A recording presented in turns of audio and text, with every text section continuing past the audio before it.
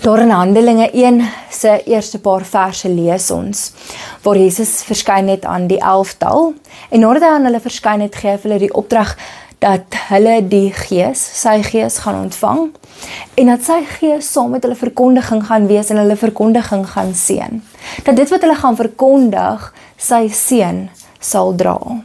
Maar, dan sê hy ook vir hulle, voordat dit gebeur, is daar 'n belangrike tydperk wat eers moet gebeur, 'n belangrike moment, en dis 'n tydperk wat ons nie van moet vergeet nie, want dis 'n tydperk waar daar gewag moet word, en om te wag beteken om te bid. Gedurig in die dag is ons besig om te wag. Ons wag vir die persoon saam met wie ons moet ry.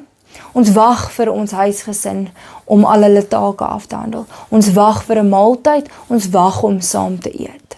Om te wag gebeur so baie. In daardie spreekkamer, daar langs die veld, daar in ons motor, daar in ons bed. Ons wag so baie deur die dag. Mag jy vandag jou wagtyd gebruik as bidtyd.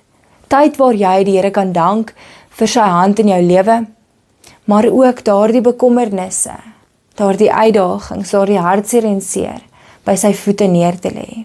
Maar mag jy bid vir die verkondiging in hierdie wêreld wat geseën word deur sy Gees.